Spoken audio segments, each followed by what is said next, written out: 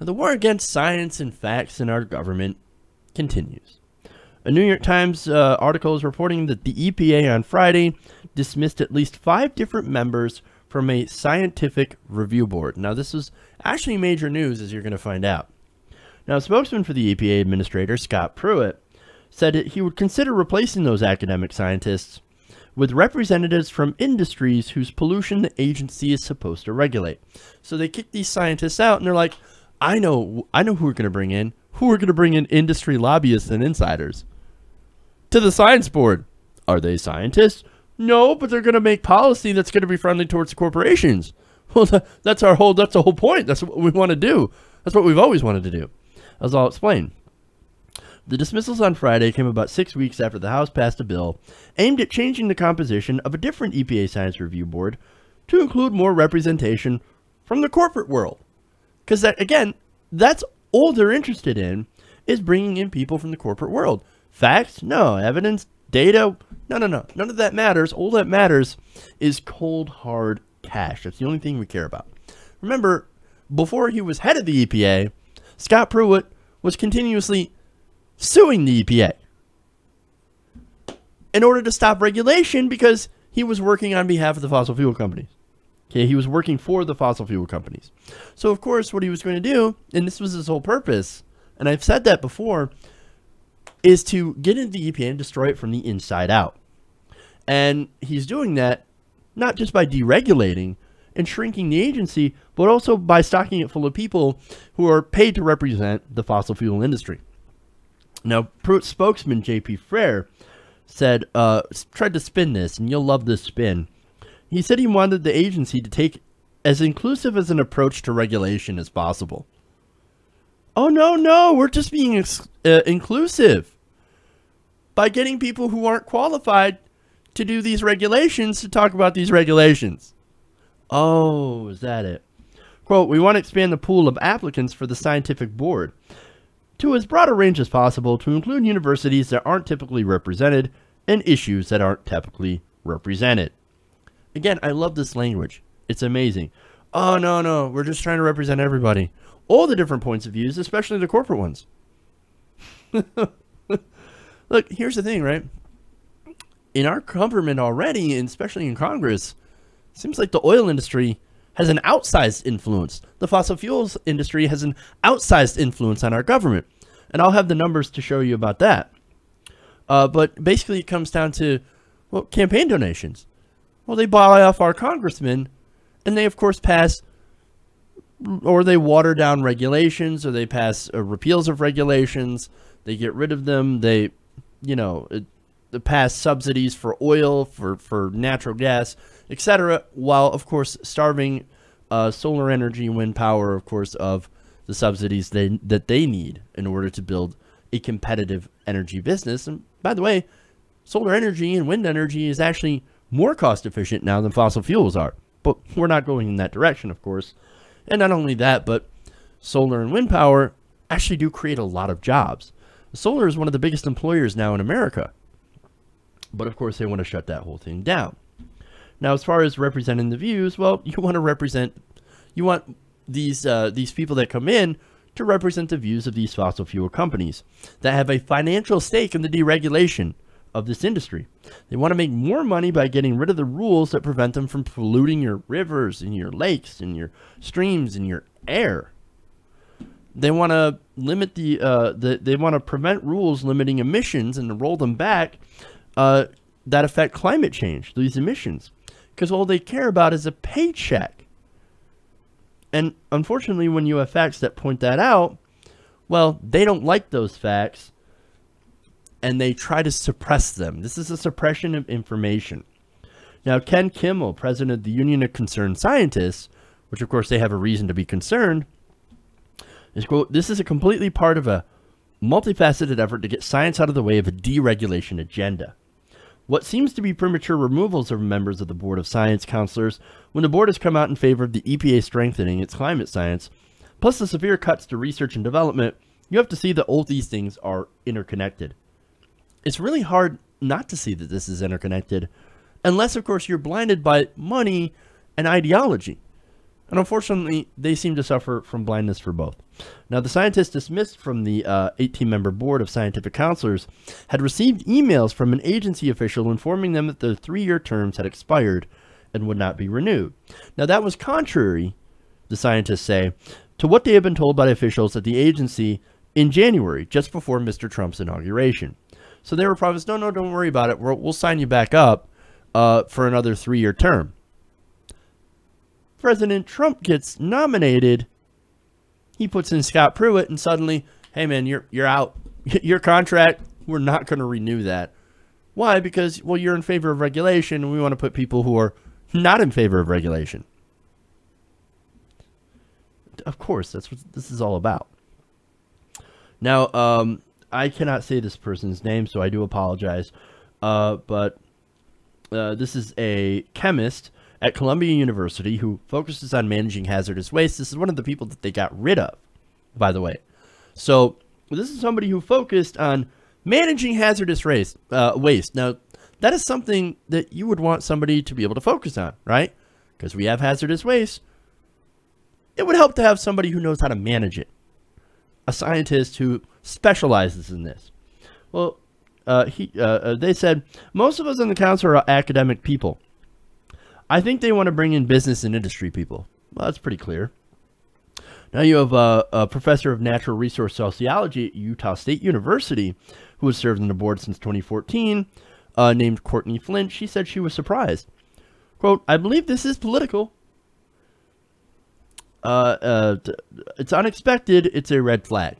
Okay, now what she did is that her research focused on how communities respond to major disruptions in the environment, such as exposure to toxic pollution, forest fires, and climate change. Also, some very important things that you would want somebody who's an expert on, who does research on. You would want them to be on this board.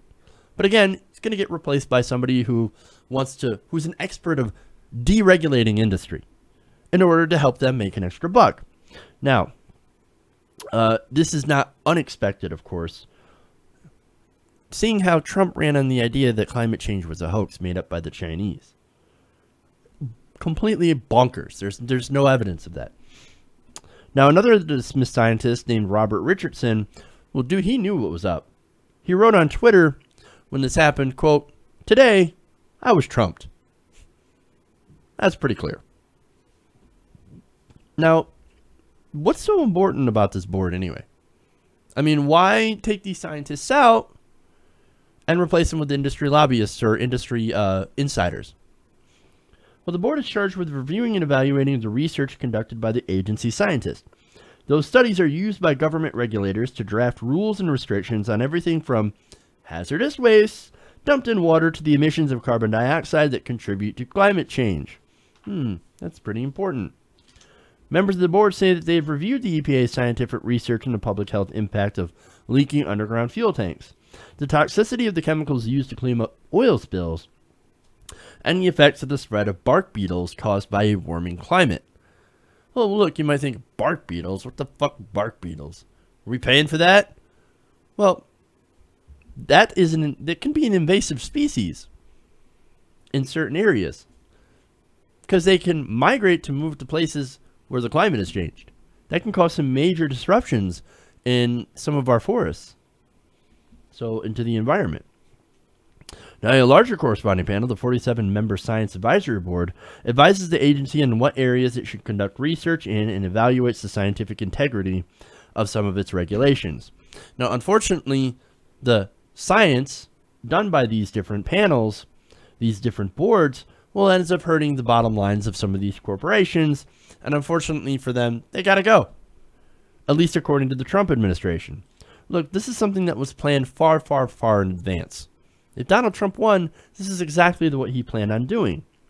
In fact, the New York Times notes that congressional Republicans and other industry groups have sought to either change their composition of these panels, these boards, or weaken their influence on the environmental regulatory process, and it looks like they chose the former to do. And of course, it was led by none other than Representative Lamar Smith. Now, he wrote the House-passed bill intended to restock the Science Advisory Board with more members from corporations. And now he said, in recent years, SAB, Science Advisory Board experts have become nothing more than rubber stamps to approve all of the EPA's regulations. Maybe that's because the science tends to back these regulations. They look at science and they go, oh man, we're gonna draft these regulations based on scientific evidence and facts, and then we're gonna sign it because then we're gonna make regulation based on that. So of course they're gonna say, yeah, we crafted this regulation based on facts, so we're gonna approve it because the facts say that we should do this. Interesting. But no, Lamar Smith's like, goddamn pesky facts. We don't care about facts here. What we care about is pleasing our donors. And that's exactly what they're doing. Now, let me continue with this because there's a couple of points I want to address. Now, he says the EPA routinely stacked its board with friendly scientists who receive millions of dollars in grants from the federal government. The conflict of interest here is clear. Is it though? Is it really all that clear? Because you tend to ignore the millions and millions of dollars being spent every year on from corporations who lobby Congress, who actually give you money. Now, let me break down some numbers here. For those of you who are unconvinced, who always buy the argument, oh my God, these research grants are given so much money, and they're actually getting paid more to do climate science than the politicians get in bribes from the corporations. Which again, it's amazing that anybody can even make that argument. But anyway, I'm gonna go and break it. Now, for the U.S. government, spending on climate research across 13 different agencies, from the Department of State to NASA, is tracked by the U.S. Climate Change Science Program. Now, that group has tracked the research budget since 1989. That year, according to CCSP figures, about $1.5 billion was spent on climate research. And remember, all figures are in 2007 dollars. So, you know, you don't have to really adjust for inflation. Funding peaked back in 1995 at $2.4 billion and then bottomed out at 2006 at $1.7 billion and has stayed rather steady in the intervening years.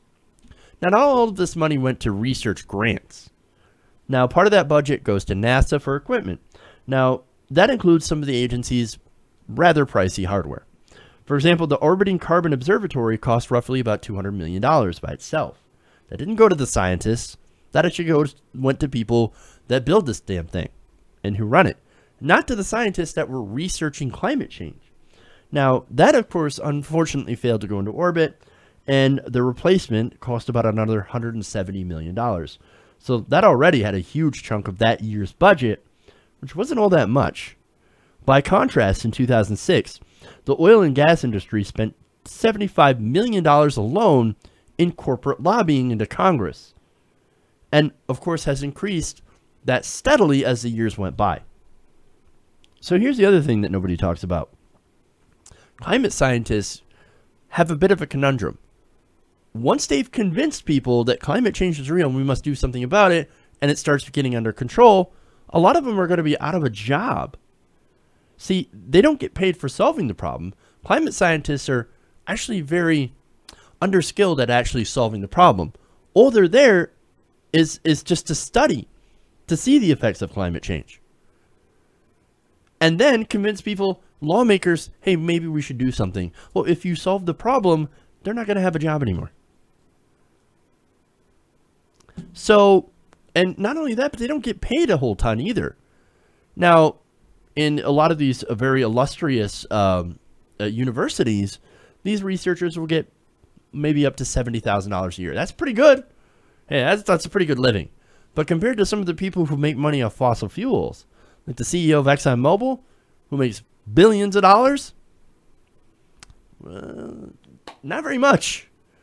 Or I should say the company makes billions of dollars, and he gets an annual salary of millions, tens of millions of dollars. So, when you think about it, there seems to be a big conflict of interest here. And it doesn't have anything to do with the scientists and their grants. Especially these climate scientists, people who specialize in the climate change. They're not always going to have a big grant. Now, Let's see. Now, basically what I'm saying is that you got to follow the money. These giant corporations, these fossil fuel companies, oil and gas, they want to stay in business. So they keep paying people to muddy the water, to not do anything about it. Whereas the climate scientists, they just want to solve a real problem. And that's it. And unfortunately, the money gets in the way of them actually solving this real problem because too many people don't want to believe it. Thanks to the lobbying efforts and the think tanks and the false equivalents we see on TV. So, again, this whole decision, 100% political. And if you don't see that, it's probably because you don't want to see it. Hey everybody, thanks for watching this video. If you want to see more like this, please hit the subscribe button below. And if you want to support truly independent progressive media, please consider becoming a patron at patreon.com/TYTNation.